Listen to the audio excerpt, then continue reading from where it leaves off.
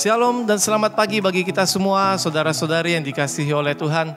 Jumpa kembali dalam ibadah online pada tanggal 12 November 2020.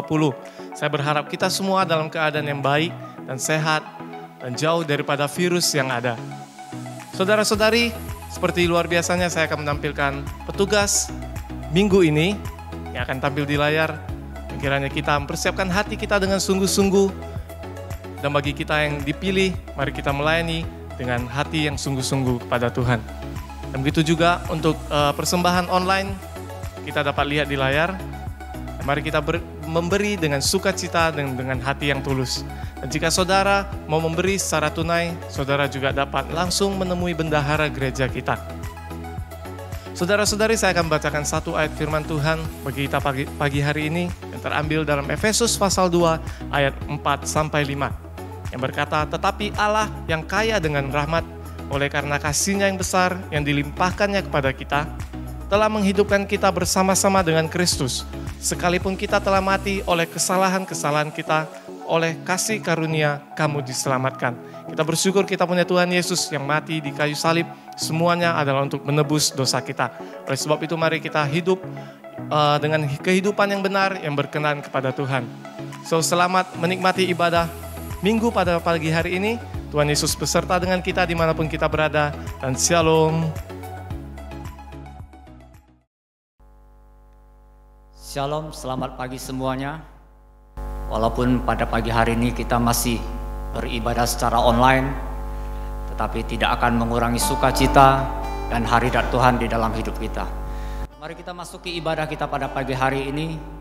Mari kita awali dengan sama-sama kita membaca pengakuan iman rasuli. Pengakuan iman rasuli. Aku percaya kepada Allah, Bapa yang Maha Kuasa, Khalik langit dan bumi, dan kepada Yesus Kristus, Anaknya yang tunggal Tuhan kita, yang dikandung daripada Roh Kudus, lahir dari anak darah Maria, yang menderita sengsara di bawah pemerintahan Pontius Pilatus, disalibkan, mati dan dikuburkan. Pada hari yang ketiga bangkit pula dari antara orang mati, naik ke surga, duduk di sebelah kanan Allah, Bapa yang Maha Kuasa, dan dari sana Ia akan datang untuk menghakimi orang yang hidup dan yang mati. Aku percaya kepada Roh Kudus, gereja yang kudus dan am, persekutuan orang kudus, pengampunan dosa, kebangkitan orang mati, dan hidup yang kekal. Amin. Responsoria. Berilah keadilan kepadaku ya Allah, dan perjuangkanlah perkaraku terhadap kaum yang tidak saleh. Luputkanlah aku dari orang penipu dan orang curang. Sebab Engkaulah Allah tempat pengungsianku. Mengapa Engkau membuang aku? Mengapa aku harus hidup berkabung di bawah impitan musuh? Suruhlah terangmu dan kesetiaanmu datang, supaya aku dituntun dan dibawa ke gunungmu yang kudus dan ke tempat kediamanmu. Maka aku dapat pergi ke mezbah Allah, menghadap Allah yang adalah sukacitaku dan kegembiraanku, dan bersyukur kepadamu dengan kecapi, ya Allah, ya Allahku. Sama-sama. Mengapa engkau tertekan, hai jiwaku, dan mengapa engkau gelisah di dalam diriku? Berharaplah kepada Allah, sebab aku bersyukur lagi kepadanya, penolongku dan Allahku. Amin. Kita mengucap syukur karena pada pagi hari ini, walaupun kita masih beribadah secara online, kita masih diberi kesehatan, kita masih diberi keadaan yang baik sama Tuhan. Semuanya itu karena pertolongan Tuhan dan perlindungan Tuhan, kasih setia Tuhan di dalam hidup kita. Mari sama-sama kita angkat pujian, kita naikkan pujian, penyembahan, nyanyian syukur kita hanya kepada Tuhan. Tuhan yang selalu berada bersama-sama dengan kita. Tuhan yang tidak pernah meninggalkan kita. Yesus namanya.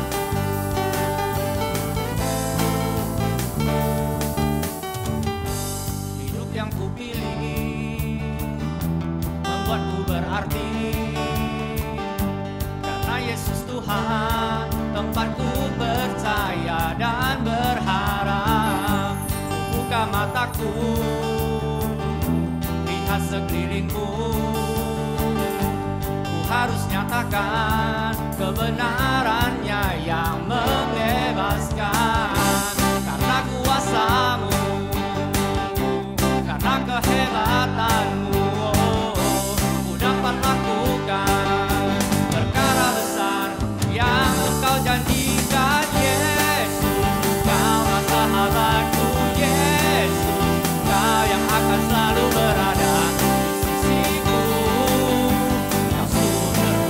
berkuatku. Oh Yesus, Kaulah sahabatku. Yesus, Kau yang tak pernah jemu-jemu di sisiku. Kau sumber kuatku. Yesuslah sumber kekuatan hidup kita. Yesus adalah penolong yang setia.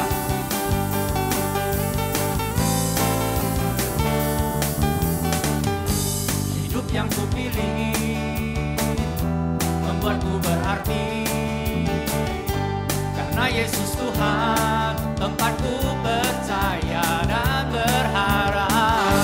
Ku buka mataku, lihat sekelilingku, ku harus nyatakan kebenarannya yang membebaskan. Karena kuasa-Mu, karena kehebatan-Mu, ku dapat lakukan perkara besar yang Engkau janjikan. Yesus, Kaulah sahabatku. Yesus, Kau yang akan selalu berada di sisiku. Kau sumber kuatku. Oh Yesus, Kaulah sahabatku. Yesus, Kau yang tak pernah jemu-jemu di sisiku. Kau sumber kuatku. Sahabat berada di sisiku. Kau sahabat selama-lamanya. Kau sahabat berada di sisiku selama-lamanya.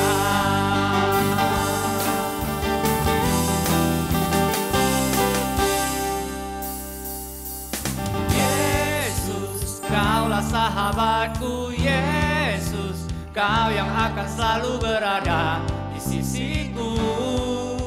Kau sumber kuatku.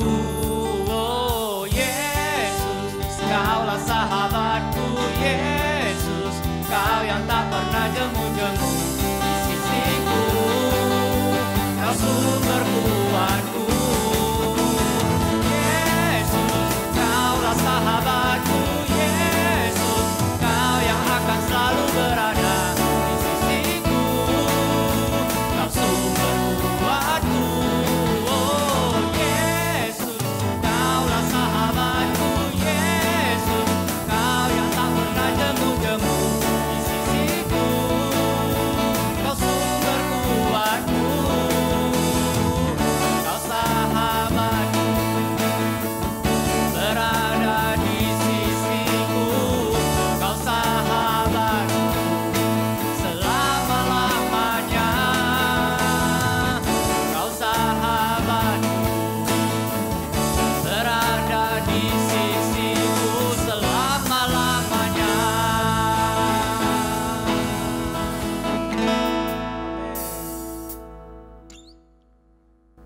Pagi ini Tuhan, kami datang membawa hati kami. Kami mempersembahkan hidup kami hanya ke dalam tangan-Mu. Karena kami tahu Tuhan, Engkau adalah Tuhan yang tidak pernah meninggalkan kami. Engkau Tuhan Immanuel, Engkau Tuhan yang selalu beserta dengan kami. Kami menyerahkan sepenuhnya hidup kami hanya ke dalam tangan-Mu Tuhan. Karena kami tahu pertolongan dan penyertaan-Mu itu tidak pernah ada habisnya di dalam hidup kami. Engkau Tuhan ada di dalam setiap langkah hidup kami. Firman-Mu selalu menerangi jalan kami, dan tangan-Mu menuntun setiap langkah hidup kami. Setiap langkahku, tangan-Mu menuntun jalanku. Karena Kau pelita hidupku yang selalu bersinar dalamku. Kasih-Mu sempurna selalu baik.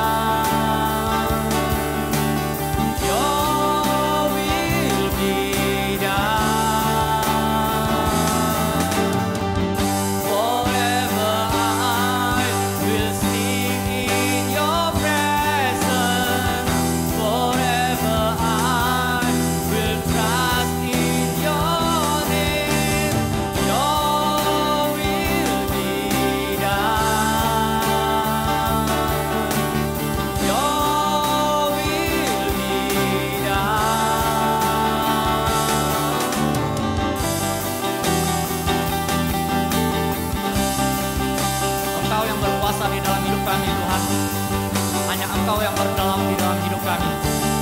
Selamanya kami akan menyembah-Mu Tuhan. Selamanya kami akan meninggikan nama-Mu Tuhan.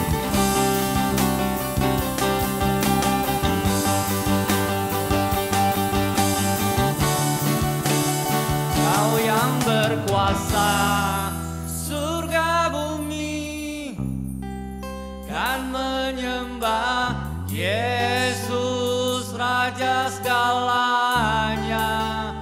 Kau yang berdaulat surga bumi, kan menyembah Yesus Raja selamanya. Kau yang berkuasa surga bumi, kan menyembah Yesus Raja segalanya. Kau yang berdaulat surga bumi, kan menyembah Yesus Raja selamanya.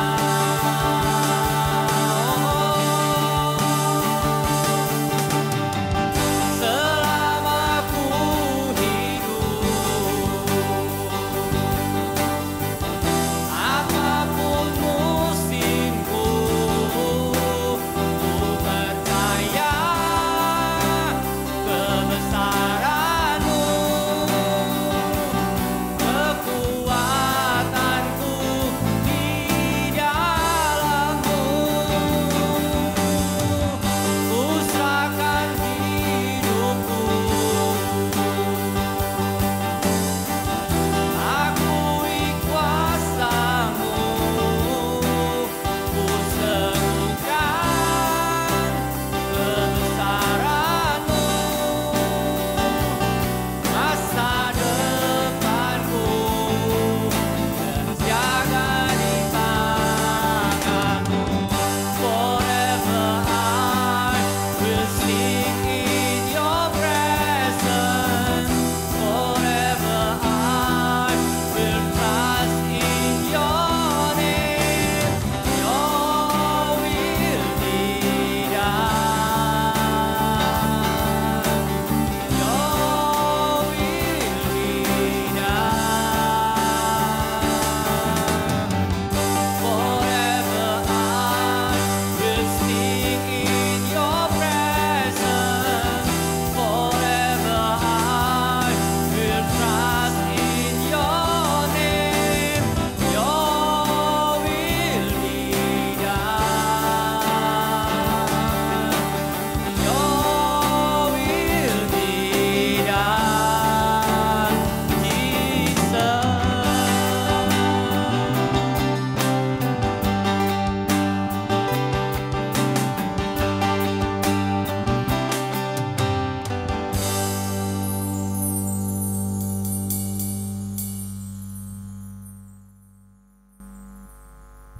Di dalam setiap hidup kami Tuhan,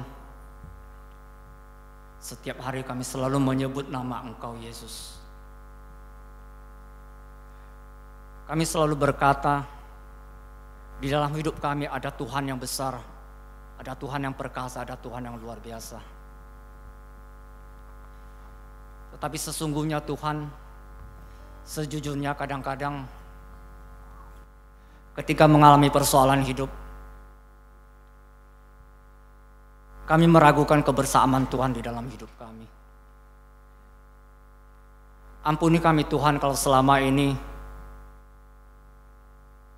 kami banyak melupakan kebaikan Tuhan di dalam hidup kami. Kami terlalu mengandalkan kekuatan kami sendiri Tuhan. Pagi hari ini Tuhan, kami berserah hanya kepadamu. Kami mempersembahkan hidup kami hanya ke dalam tangan-Mu. Kami ingin tetap berjalan bersama-Mu Tuhan. Iman kami biarlah tetap teguh dan tetap berpegang pada janji-Mu. Selamanya kami akan menyembah-Mu Tuhan. Selamanya kami akan meninggikan nama-Mu Tuhan. Terima kasih Tuhan buat kehadiran kehadiran-Mu di dalam hidup kami. Kadang ku tak sanggup menghadapi semua beban, menantikan jawaban, menolak untuk menyerah. Kau Tuhan yang menolong dalam sesat. Namun meskipun kau belum, bukan tetap menyembah-Mu, bukan bernyanyi sampai jiwaku percaya, sampai hatiku mendengar lagu pengharapan.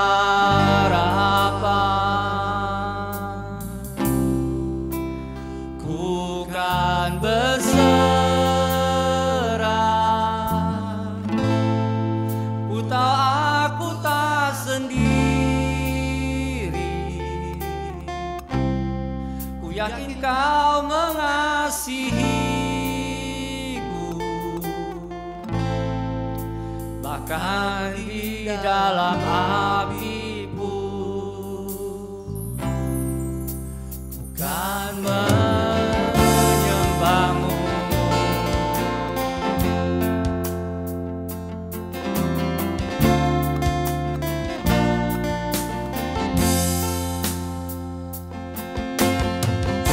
Jujur kadang aku lalai, bersandar pada kekuatan-Mu. Dalam kelemahanku, sempurnalah kuasa-Mu. Imanku memegang janji-Mu, Kau selalu bersamaku. Dalam setiap perkaraku, Kaulah damai tenangku. Bukan bernyanyi sampai jiwaku percaya, sampai hatiku mendengar lagu pengharapan. Oh, bukan berserah, ku tahu aku tak sendiri. Ku yakin Kau mengasihiku, bahkan di dalam api pun kan menyembah-Mu.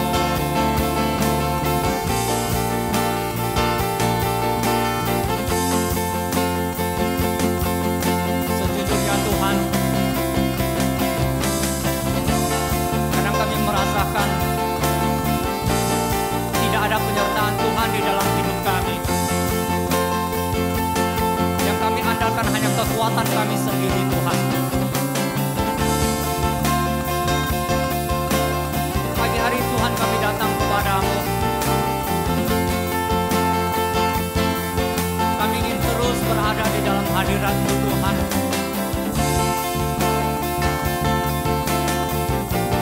Kami ingin terus menikmati kebaikan dan kasih Tuhan di dalam hidup kami. Kami tahu kami ada saat ini, Tuhan, semuanya ada karena pertolongan dan perlindungan Tuhan.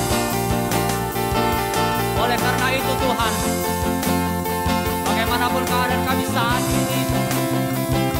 apapun yang terjadi di dalam hidup kami Tuhan, bahkan di dalam keadaan sesulit apapun Tuhan,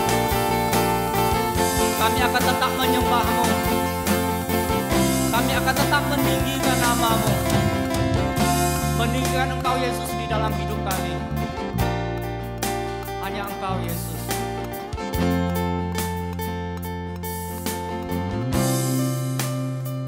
Bukan bernyanyi sampai jiwaku percaya, sampai hatiku mendengar lagu pengharapan.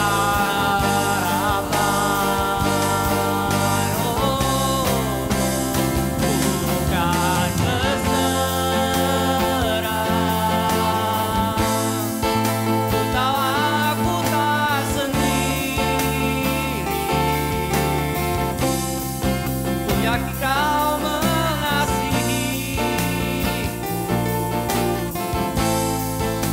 bahkan di dalam hatiku. Bukan bernyanyi sampai jiwaku percaya, sampai hatiku mendengar lagu pengharapan. Oh, bukan berserah, ku tahu aku tak sendiri, ku yakin Kau mengasihiku, bahkan di dalam hatiku. Kan menyembah-Mu, bahkan di dalam hatiku. Kan menyembah-Mu.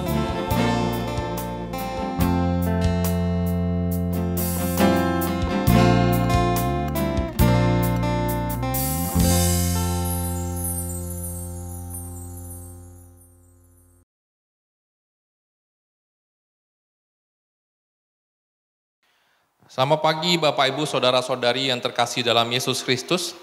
Sebelum kita merenungkan firman Tuhan pada pagi hari ini, mari kita bersama-sama bersatu di dalam doa. Tuhan, kami bersyukur berterima kasih pada pagi hari ini. Engkau masih memberikan kepada kami kehidupan. Engkau berikan kepada kami tubuh yang sehat, sehingga kami bisa bangun, kami bisa untuk memuji Tuhan. Dan saat ini kami mau mendengarkan firman-Mu. Tuhan berbicara kepada kami melalui firman ini, sehingga firman ini senantiasa membuat kami lebih dekat kepada Tuhan. Dan firman ini yang menghiburkan kami, firman ini yang mengisi kehidupan kerohanian kami. Kami hanya mau serahkan waktu ini ke dalam tangan-Mu. Engkau yang menjaga hati dan pikiran setiap jemaat yang mendengarkan firman-Mu. Dan pakai hamba-Mu bisa dengan bahasa yang sederhana menyampaikan firman ini. Kami serahkan waktu ini ke dalam tangan Tuhan. Di dalam nama Tuhan Yesus kami berdoa. Amin. Bapak, Ibu, Saudara-saudari, kita akan merenungkan satu tema firman Tuhan, yaitu apakah sudah terlambat? Apakah sudah terlambat? Ayat firman Tuhan diambil dari Lukas pasal yang ke-19, ayat 1 sampai yang ke-10. Lukas yang pasal 19 ayat 1 yang ke-10, ayat 1 sampai 10, demikian bunyi firman Tuhan. Yesus masuk ke kota Yeriko dan berjalan terus melintasi kota itu. Di situ ada seorang bernama Sakeus, kepala pemungut cukai, dan ia seorang yang kaya. Ia berusaha untuk melihat orang apakah Yesus itu. Tetapi ia tidak berhasil karena orang banyak sebab badannya pendek. Maka berlarilah ia mendahului orang banyak, lalu memanjat pohon ara untuk melihat Yesus yang akan lewat di situ. Ketika Yesus sampai ke tempat itu, ia melihat ke atas dan berkata, "Sakius, segeralah turun, sebab hari ini aku harus menumpang di rumahmu." Lalu Sakius segera turun dan menerima Yesus dengan sukacita. Tapi semua orang yang melihat hal itu bersungut-sungut. Katanya, ia menumpang di rumah orang berdosa. Tetapi Sakius berdiri dan berkata kepada Tuhan, "Tuhan, setengah dari milikku akan kuberikan kepada orang miskin. Dan sekiranya ada sesuatu yang kuperas dari seseorang, akan kukembalikan 4 kali lipat." Kata Yesus kepadanya, "Hari ini telah terjadi keselamatan kepada rumah ini, karena orang ini pun anak Abraham. Sebab anak manusia datang untuk mencari dan menyelamatkan yang hilang." Bapak, Ibu, Saudara-saudari, pada masa pandemi ini, ada satu fenomena dari sebagian orang, terlebih khusus bagi orang-orang yang tertular akan virus COVID-19. Di mana mereka yang tertular ini, mereka tidak mau orang lain tahu kalau mereka itu tertular. Kenapa? Karena Bapak, Ibu, Saudara-saudari, mereka itu khawatir. Setelah mereka sembuh nantinya, orang-orang tidak akan mau atau tidak berani lagi berinteraksi dengan mereka. Atau orang-orang akan mengucilkan keluarganya. Ataupun kalau dia itu punya usaha. Setelah sembuh nanti, pada saat dia mau memulai kembali usahanya, maka akan sangat sulit bagi dia untuk memulai usahanya karena orang tidak akan berani mengunjungi tokonya.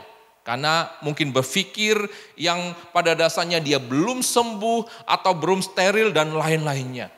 Oleh sebab itu Bapak, Ibu, Saudara-saudari, kebanyakan jemaat yang tertular, pada saat dia memberikan informasi kepada kami selaku pendeta untuk didoakan, mereka itu selalu berpesan, jangan sampai orang lain tahu. Saudara-saudari, pada saat sekarang ini, sesungguhnya tertular COVID itu adalah hal yang biasa. Kenapa? Karena memang sekarang ini kita sedang mengalami masa pandemi. Dan lagian banyak orang yang sudah tertular dan pulih, Bapak, Ibu, Saudara-saudari. Dan sudah beraktivitas kembali setelah mereka sembuh. Oleh sebab itu Bapak, Ibu, Saudara-saudari, jangan pernah kita mengucilkan atau menjauhi orang yang pernah tertular dan sudah sembuh, Bapak, Ibu, Saudara-saudari. Khususnya bagi kami yang menjadi pendeta. Pada saat informasi jemaat yang tertular COVID ini disampaikan kepada kami, kami akan menjaganya dengan baik, menghindari supaya jemaat ini tidak dijauhi atau tidak dikucilkan oleh orang-orang yang tidak mengerti tentang hal ini. Tetapi Bapak, Ibu, Saudara-saudari, pandemi ini akan berlalu. Dan hal seperti ini semuanya akan hilang. Bapak, Ibu, Saudara-saudari, dikucilkan atau ditolak di dalam satu komunitas masyarakat adalah hal yang sangat menyakitkan. Dan Bapak, Ibu, Saudara-saudari, di dalam kehidupan kita sehari-hari masih ada fenomena seperti ini. Di mana fenomena yang membuat seseorang itu dikucilkan dan dijauhi dari masyarakat itu pada dasarnya pada saat seseorang itu di dalam kehidupannya melakukan satu kesalahan, melanggar satu norma yang pada dasarnya ada di dalam kehidupan masyarakat. Contohnya Bapak, Ibu, kalau misalnya hari ini kita itu beribadah di gereja, kita on-site gitu ya, on-site ya, kita ada di gereja berkebaktian. Bapak, Ibu, Saudara-saudari, tiba-tiba ada satu orang perempuan tunasusila itu masuk. Dan mungkin kita kenal dia. Dia ikut berkebaktian, Bapak, Ibu, Saudara-saudari. Kira-kira bagaimana cara kita memandang wanita ini? Akankah kita itu tetap berinteraksi, berfellowship kepadanya selesai kebaktian? Kira-kira bagaimana kita memandang wanita tersebut? Bapak, Ibu, Saudara-saudari, sebagian besar orang mungkin akan memandang dia sebagai seorang yang najis, seorang yang kotor, pelakor bahasa sekarang, penuh dosa, tidak layak untuk datang di hadapan Tuhan. Dan biasanya Bapak, Ibu, Saudara-saudari, inilah cara daripada masyarakat memandang kepada orang yang berdosa. Sehingga Bapak, Ibu, Saudara-saudari, sering sekali tidak ada tempat, tidak ada kesempatan bagi orang yang sudah berdosa itu untuk kembali dan bertobat dalam lingkungan kita. Bahkan Bapak Ibu Saudara-saudari, di lingkungan orang percaya sekalipun. Tapi Bapak Ibu Saudara-saudari, bagaimana dengan orang-orang yang pernah jatuh ke dalam dosa ini? Apakah memang tidak ada lagi kesempatan bagi mereka? Atau dengan kata lain, apakah memang tidak ada lagi ruang bagi mereka di dalam kerajaan surga pada saat mereka mau bertobat? Bapak Ibu Saudara-saudari, bersyukur kepada Tuhan. Tuhan yang kita percayai, Tuhan Yesus, tidaklah seperti orang-orang dunia yang suka menghakimi. Tapi Tuhan Yesus itu adalah Tuhan yang selalu memberikan kesempatan kepada orang yang mau bertobat dari dosa-dosa mereka. Dan hal ini disampaikan oleh firman Tuhan pada pagi hari ini. Di mana firman Tuhan mau mengatakan kepada kita bahwa Yesus datang ke dunia ini untuk mencari dan menyelamatkan orang yang hilang ataupun orang yang berdosa. Bapak Ibu Saudara-saudari, realita kehidupan masyarakat yang suka mengucilkan dan tidak memberikan kesempatan kepada orang yang berdosa. Ternyata Bapak Ibu Saudara-saudari itu juga ada pada zaman Yesus. Di mana Bapak Ibu Saudara-saudari, kalau kita memperhatikan ayat firman Tuhan, ayat yang ke-7 mengatakan bahwa mereka bersungut-sungut saat Yesus mau menumpang di rumah daripada Sakeus. Dan di ayat 7 itu mengatakan demikian. Tetapi semua orang yang melihat hal itu bersungut-sungut.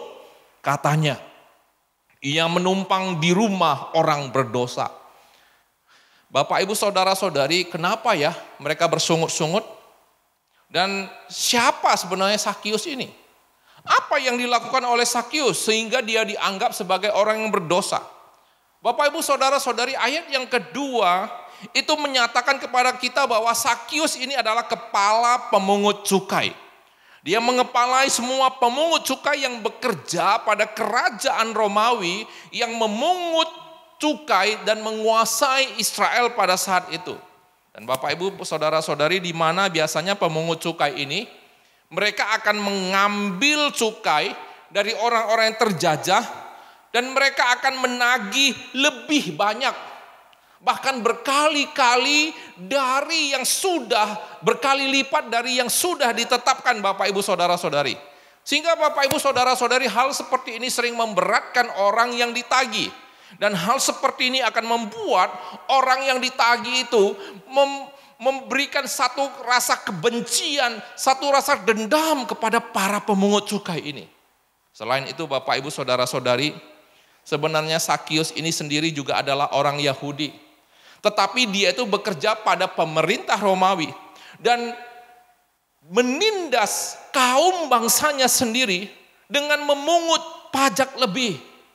Itulah sebabnya Bapak Ibu Saudara-saudari, orang-orang Yahudi ini benci sekali kepada pemungut cukai. Dan memandang rendah kepada mereka. Walaupun mereka itu kaya. Dan bahkan mereka mempercayai bahwa Tuhan akan mengutuk dan Tuhan akan menghukum pemungut cukai ini yang pada dasarnya telah menindas umat pilihan Allah. Bapak Ibu Saudara-saudari sepintas ya. Kalau kita lihat kehidupan daripada Sakeus ini, dia mempunyai kedudukan yang tinggi, kepala pemungut cukai begitu ya. Kemudian dia juga punya uang yang banyak atau kaya dikatakan Alkitab.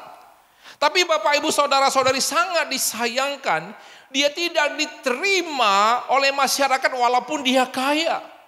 Dan bahkan Bapak Ibu Saudara-saudari, dia itu menjadi bahan cibiran setiap orang. Saya percaya setiap kali cukai itu, pajak itu ditagih, dia pasti dicibir orang. Dia pasti dikutuk oleh orang. Dan Bapak Ibu Saudara-saudari, kehidupannya itu tidak menjadi berkat bagi orang lain. Oleh sebab itu Bapak Ibu Saudara-saudari, di dalam kehidupan ini, kita harus belajar, jangan berfokus pada yang namanya harta.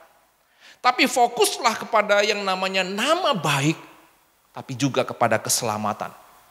Amsal 22 ayat 1 mengatakan demikian. Nama baik lebih berharga daripada kekayaan besar. Dikasihi orang lebih baik daripada perak dan emas. Bapak Ibu Saudara-saudari, nama baik itu lebih baik daripada kekayaan ataupun harta benda. Pada zaman sekarang ini Bapak Ibu Saudara-saudari, banyak orang yang kaya dengan mendapatkan harta yang tidak halal. Dan ini sudah kita bahas di dalam 1 minggu, 2 minggu yang lalu, 2 minggu yang lalu tentang harta yang tidak halal ini. Tapi Bapak Ibu Saudara-saudari, herannya orang-orang yang kaya dengan harta yang tidak halal ini mereka diterima dan disambut di dalam masyarakat begitu luar biasa. Kenapa? Karena Bapak Ibu Saudara-saudari, mereka di dalam masyarakat suka berbagi, ya. Mereka suka memberkati. Sehingga walaupun namanya jelek, tapi orang yang akan tetap diterima di dalam masyarakat. Tapi intinya Bapak Ibu Saudara-saudari bukan diterima orang. Tapi intinya adalah apakah kita diterima oleh Tuhan. Tapi intinya apakah kita mempunyai nama yang baik. Oleh sebab itu Bapak Ibu Saudara-saudari, berfokuslah kepada yang namanya keselamatan. Tapi Bapak Ibu Saudara-saudari, bagaimana sikap daripada Yesus kepada Sakius? Bagaimana Yesus melihat orang-orang yang terbuang? Bagaimana Yesus melihat orang yang dikucilkan dalam masyarakat? Bapak Ibu Saudara-saudari, firman Tuhan mengatakan kepada kita bahwa Yesus senantiasa memberikan kesempatan kepada orang yang berdosa. Bapak Ibu, kisah di mana Yesus menjumpai Sakius. Kalau kita menggali ayat firman Tuhan, kita pelajari akan peristiwa ini adalah satu peristiwa sebelum Yesus masuk ke Yerusalem. Dan di mana di Yerusalem itu Yesus akan dielu-elukan, akan diteriaki oleh orang, dimuliakan oleh orang. Dan setelah itu dia akan ditangkap dan dia akan masuk kepada penyalipan. Tapi Bapak Ibu Saudara-saudari, sebelum masuk kepada kesempatan atau peristiwa itu, Yesus mengambil kesempatan dan waktu yang sedikit dan singkat ini untuk lewat ke Yeriko. Dan Bapak Ibu Saudara-saudari, dia tahu bahwa di Yeriko itu ada seorang yang berdosa bernama Zakius yang perlu diselamatkan. Dan pada saat itu Bapak Ibu Saudara-saudari, pada saat Yesus masuk ke Yeriko, Yesus itu sudah mulai didengar oleh banyak orang karena mujizat yang dia lakukan. Dan banyak orang mengerumuni dia. Sehingga Sakius ini dikatakan, dia adalah orang yang pendek. Dia tidak bisa melihat Yesus karena tubuhnya yang pendek ini Bapak Ibu. Tapi apa yang dia lakukan? Dia dikatakan Alkitab, dia berlari ke depan. Di depan itu ada pohon. Kemudian dia memanjat pohon itu hanya untuk satu hal. Yaitu dia mau melihat Yesus.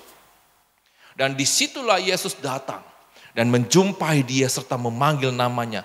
Serta memintanya turun dan mengatakan di ayat yang ke-5. Sakius, segeralah turun. Hari ini aku akan menumpang di rumahmu. Bapak Ibu Saudara-saudari, peristiwa ini memberikan beberapa perenungan berharga bagi kita. Yang pertama Bapak Ibu Saudara-saudari, di masa Yesus akan masuk ke penyalipan, di masa-masa sulit dan masa-masa penderitaan yang akan dialami oleh Yesus, dia masih mencari kesempatan kecil ini supaya dia bisa berjumpa dengan Sakius dan supaya Sakius bisa percaya kepadanya. Dan Yesus memberikan kesempatan kepada Sakius di masa-masa sempit yang sulit bagi dirinya sendiri. Bapak Ibu Saudara-saudari, ini adalah satu kabar yang baik.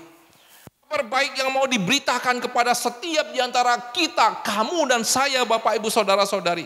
Di mana dari kabar ini mau mengatakan kepada kita bahwa Yesus terus memberikan kesempatan. Yesus terus memberikan waktu bagi kita sampai saat ini bagi kita yang mau bertobat kepadanya. Dan hal yang kedua Bapak Ibu Saudara-saudari, Yesus dia memanggil Sakius dengan namanya. Bapak Ibu, saya membayangkan peristiwa ini, saya percaya Sakius itu terkejut. Kenapa? Kenapa? Itu adalah pertemuan pertama Yesus dengan Sakius. Dan sebagai manusia, pertemuan pertama ketika orang bisa memanggil namamu keluar, pasti engkau terkejut bagaimana dia tahu nama saya. Dan Bapak Ibu Saudara-saudari, di sini pada dasarnya mau mengatakan kepada kita bahwa Yesus itu dia mengenal Sakius secara pribadi, walaupun Sakius tidak mengenal Yesus dan tidak pernah berjumpa dengan Yesus. Demikian juga Bapak Ibu Saudara-saudari, Yesus mengenal Anda dan saya secara pribadi, secara jelas. Walaupun kita belum mengenal dia, walaupun kita belum membuka hati kita kepadanya Bapak Ibu Saudara-saudari, dia mengenal Anda dan saya secara jelas. Dan bahkan Bapak Ibu Saudara-saudari, dia memberikan kesempatan kepada kita untuk menerima dia sebagai Tuhan dan Juru Selamat kita. Bapak Ibu Saudara-saudari, ini adalah kesempatan berharga yang pada dasarnya bagi kita yang belum percaya kepada Yesus. Ini adalah kesempatan berharga bagi kita yang selama ini masih hidup di dalam dosa. Ini adalah kesempatan berharga bagi kita yang selama ini masih hidup jauh daripada Tuhan. Dan Bapak Ibu Saudara-saudari, pada hari ini Yesus mau mengatakan kepada kita, masih ada kesempatan. Dan Bapak Ibu Saudara-saudari, dia datang ke dunia ini. Firman Tuhan mengatakan untuk mencari Anda dan saya, orang berdosa yang masih terhilang. Bapak Ibu, di masa berharga ini, Sakius dia mengambil beberapa tindakan dan sikap yang benar. Di masa yang berharga ini. Yang pertama Bapak Ibu, dia merendahkan hatinya. Dan dia datang kepada Yesus. Bagaimana kita bisa melihat peristiwa ini dalam cerita ini? Bapak Ibu Saudara-saudari, dikatakan pada saat dia tidak bisa melihat Yesus, maka dia berlari ke depan. Kemudian dia memanjat pohon. Bapak Ibu Saudara-saudari, ayat firman Tuhan mengatakan dia orang kaya. Dan kalau kita membayangkan di Timur Tengah bagaimana cara mereka berpakaian. Mereka itu pada dasarnya berpakaian tidak seperti kita, mungkin pakai jeans, pakai celana, ya, yang pada dasarnya gampang untuk naik ke atas pohon dengan celana jeans mungkin ya. Coba Anda bayangkan dia orang kaya, dia memakai jubah dan jubah yang indah. Dan saya percaya dia pasti tidak bisa memanjat pohon ataupun dia tidak pernah memanjat pohon Bapak Ibu Saudara-saudari. Dan walaupun dia bisa misalnya pada saat dia memanjat pohon, maka jubahnya akan rusak, jubahnya akan koyak, jubahnya akan kotor. Dan Bapak Ibu Saudara-saudari, orang kaya panjat pohon kalau zaman sekarang itu pakai tangga Bapak Ibu. Ataupun pakai mobil yang ada derekan yang bisa membawa dia naik. Bayangkan bagaimana dia memanjat pohon, itu satu kehinaan bagi dia, satu kerendahan bagi dia. Dan disitulah menampakkan kepada dia merendahkan hatinya, dia merendahkan dirinya hanya untuk melihat Yesus dan datang kepada Yesus. Hal yang kedua Bapak Ibu Saudara-saudari, dia berubah dan dia bertobat. Dikatakan firman Tuhan pada saat Yesus itu memintanya untuk tinggal di rumahnya. Di situ dikatakan firman Tuhan, dia mengatakan setengah hartanya akan dibagikannya kepada orang-orang yang pada dasarnya miskin. Kemudian dia mengatakan bahwa orang yang dirugikannya itu akan 4 kali lipat dia ganti. Bapak Ibu Saudara-saudari, ini sikap yang berbeda dari kisah Alkitab pada saat kita melihat dan mendengar seorang muda kaya yang bertanya kepada Yesus tentang kerajaan surga. Di mana pada saat Yesus mengatakan juallah hartamu, bagikan kepada orang miskin. Apa yang terjadi pada pemuda ini? Dia mengurungkan niatnya. Karena dia memandang berat kepada hartanya harus dijual dan dibagikan kepada orang miskin. Tapi Sakius dia melakukan hal ini. Kemudian Bapak Ibu Saudara-saudari dikatakan pada saat itu bahwa dia akan mengganti kerugian kepada orang yang pada dasarnya pernah diperasnya 4 kali lipat. Hukum Taurat itu Bapak Ibu Saudara-saudari hanya mewajibkan orang ganti rugi sebesar kerugian. Atau hanya ditambahkan 20% saja daripada kerugian yang ada. Kalau kita melihat di sini Bapak Ibu Saudara-saudari, pada saat Sakius itu sudah berjumpa dengan Yesus, pertobatannya, perubahannya dibuatnya menjadi apa? Orang yang pernah dirugikannya itu akan diuntungkannya dengan digantinya 4 kali lipat. Dia berani untuk mengorbankan hartanya hanya untuk mendapatkan Yesus. Bapak Ibu Saudara-saudari, hal seperti inilah yang harus kita lakukan. Saat kita itu diberikan kesempatan berharga oleh Yesus. Dan sampai sekarang kesempatan ini ada Bapak Ibu Saudara-saudari. Dan yang terpenting kalau kita mau mengambil kesempatan ini dan mau percaya kepada Yesus, kita harus merendahkan hati kita. Kita datang kepada Yesus. Dan hal yang kedua, berubahlah dan bertobatlah dari kehidupan kita yang lama. Maka firman Tuhan mengatakan bahwa kita juga adalah keturunan daripada Abraham. Maksudnya adalah kita akan menjadi anak-anak Allah. Kita akan menjadi pewaris kerajaan surga. Bapak, Ibu, Saudara-saudari, saat ini kalau kita melihat di media sosial, itu sedang viral yang namanya 19 detik. Ya. Kalau Anda sedang tidak tahu 19 detik, maka coba baca koran begitu ya. Bapak Ibu, sekarang ini viral yang namanya 19 detik itu, dan ini menjadi bahan guyonan, menjadi percakapan, bahkan di akun-akun pribadi daripada setiap orang itu. Kadang waktu chatting itu ya, mereka pada dasarnya mencantumkan yang namanya 19 detik dan lain-lainnya. Bapak Ibu, Saudara-saudari, peristiwa ini tentunya itu menuai protes dan kemarahan daripada netizen ya terhadap bintang film ini. Dan saya juga melihat ada banyak kutukan dan banyak daripada kemarahan yang dicurahkan kepada pelaku. Mungkin kita juga salah satu orang yang mencerca ya pribadi tersebut. Tapi Bapak Ibu Saudara-saudari, saya yakin bahwa pemeran orang yang melakukan ini pasti merasa malu. Dia merasa menyesal. Tapi kalau kita bertanya dari sudut daripada tema pada pagi hari ini, apakah orang seperti ini masih layak mendapatkan pengampunan Tuhan? Bapak Ibu Saudara-saudari, kalau pertanyaan seperti ini dilontarkan, saya teringat kepada peristiwa dalam Yohanes 8 ayat 2 sampai 11. Di mana di situ diceritakan tentang seorang perempuan yang kedapatan berzina. Di mana ditangkap basah dan dibawa di hadapan Tuhan, kemudian mau dihakimi. Dan Bapak Ibu tahu penghukuman apa yang dijalankan pada perempuan yang seperti ini di zaman daripada Yesus? Mereka akan dirajam mati pakai batu. Dan Bapak Ibu Saudara-saudari, untuk peristiwa penghukuman ini, ada seorang wanita Yahudi itu menulis di dalam satu buku mengatakan bahwa di zaman kehidupan tradisi kami, orang yang kedapatan berzina itu pada dasarnya akan dirajam mati pakai batu. Dan apa yang akan dilakukan oleh mereka? Mereka akan menangkap orang-orang itu, kemudian di hadapan orang banyak, mereka akan menggali lubang sedalam 2 meter, kemudian selebar 2 kali 3 panjang dan lebarnya, dan dalamnya itu pada dasarnya 2 meter. Kemudian orang-orang yang kedapatan berzina ini akan dibaringkan di dalam lubang yang sudah digali ini. Dan mereka akan ditutup dengan satu kain putih, Bapak Ibu Saudara-saudari. Kemudian dilakukanlah upacara penghukuman pada saat itu. Dan setelah upacara ini selesai, maka imam yang memimpin upacara ini akan mengatakan, silakan melempar batu kepada orang tersebut. Maka orang yang ada di sana itu pada dasarnya akan mengambil batu dan boleh melemparnya beberapa kali ke dalam lubang di mana tersangka itu sudah dibaringkan dan dilapisi dengan satu kain putih. Bapak Ibu Saudara-saudari bisa membayangkan seberapa kejam dan sadisnya penghukuman itu. Pada saat lemparan itu diberikan pertama, kedua, pasti akan terdengar suara teriakan.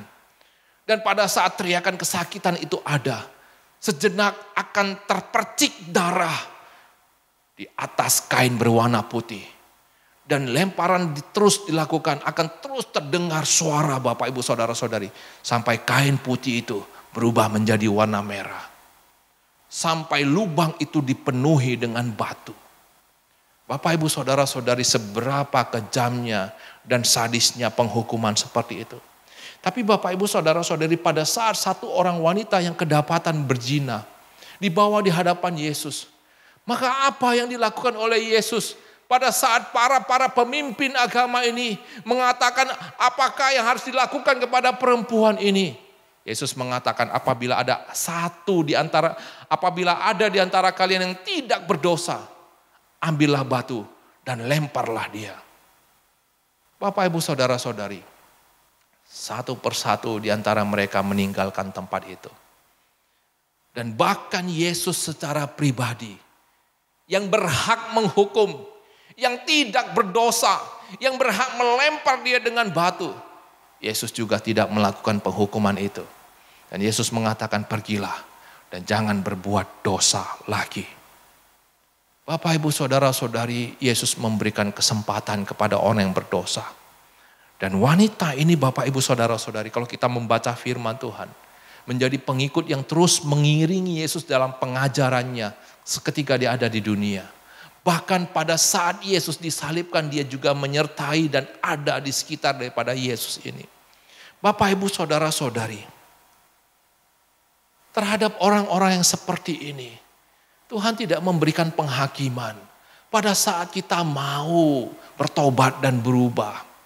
Oleh sebab itu Bapak, Ibu, Saudara-saudari, bagi kita setiap pribadi yang merasa berdosa di hadapan Tuhan, yang merasa bersalah di hadapan Tuhan, pada saat kita bertanya apakah masih ada kesempatan bagi saya untuk bertobat?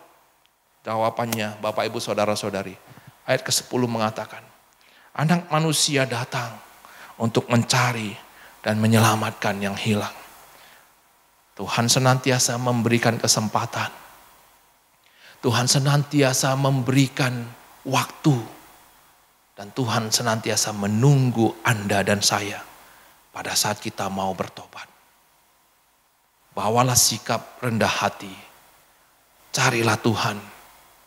Dan berubahlah. Bertobatlah dari kehidupan kita. Maka kita akan menjadi keturunan Abraham. Pewaris tahta surga. Mari kita berdoa Bapak, Ibu, Saudara-saudari. Bapak, Ibu, Saudara-saudari, pada saat ini. Mungkin Anda melihat video ini hari ini. Atau Anda adalah orang yang akan memutarnya setelah video ini 1 minggu, 1 bulan, 1 tahun, entah kapanpun itu. Dan Anda pada dasarnya mau datang ke hadapan Tuhan. Anda mau untuk bertobat. Menerima Tuhan Yesus. Pada saat ini saya mengajak kita. Berdoalah di dalam hatimu. Meminta ampunlah kepada Tuhan. Akuilah segala dosa dan kesalahanmu. Percayalah. Tuhan Yesus senantiasa memberikan kesempatan kepada kita. Dan Tuhan akan mengampuni kita. Setelah nanti Anda berdoa secara pribadi, saya akan menutup di dalam doa.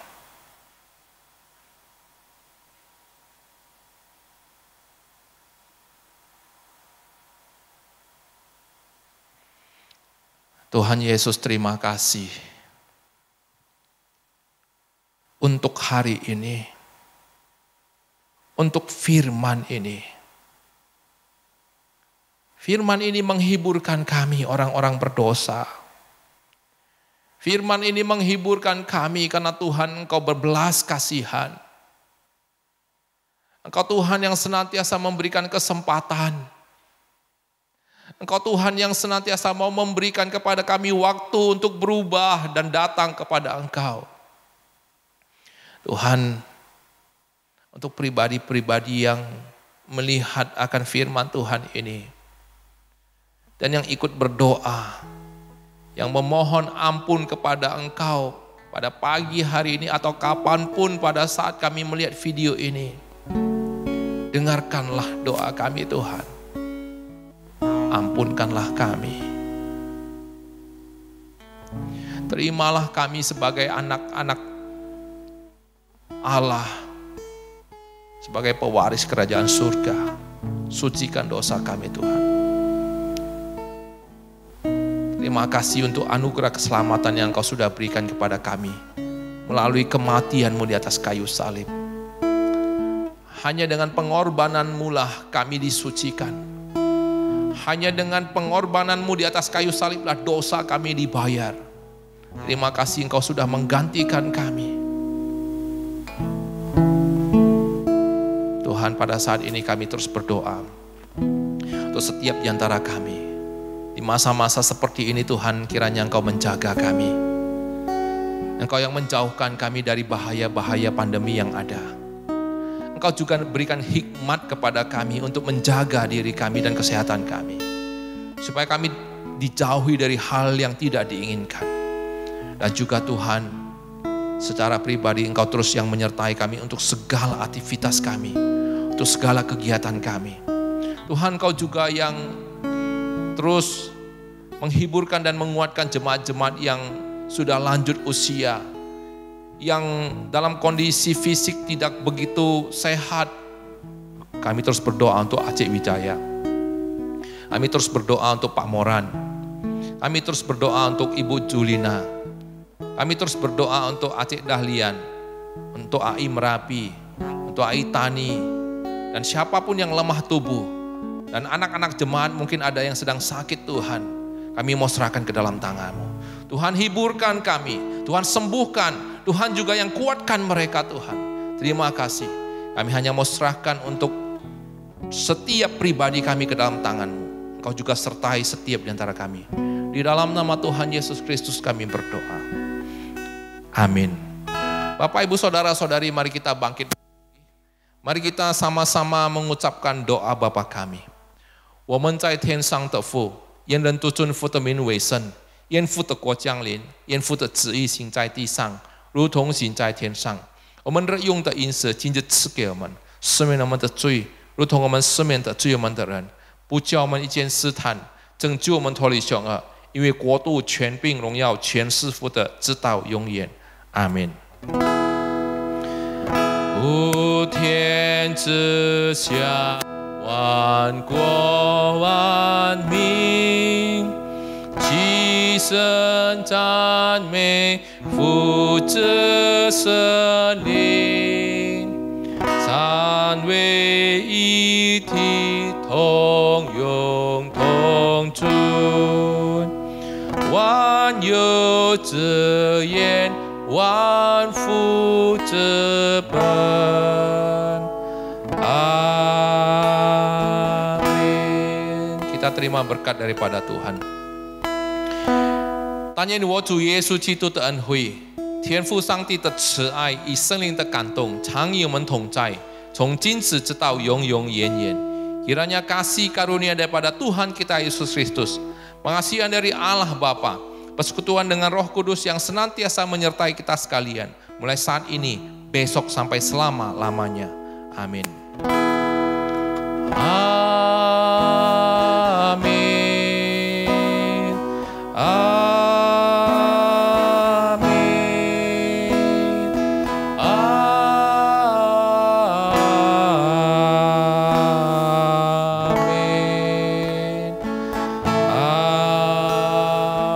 Amin.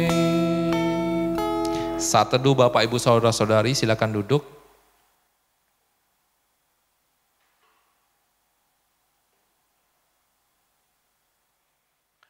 Baik, selamat hari Minggu, selamat pagi, Tuhan menyertai kita. Salam dan sampai jumpa lagi.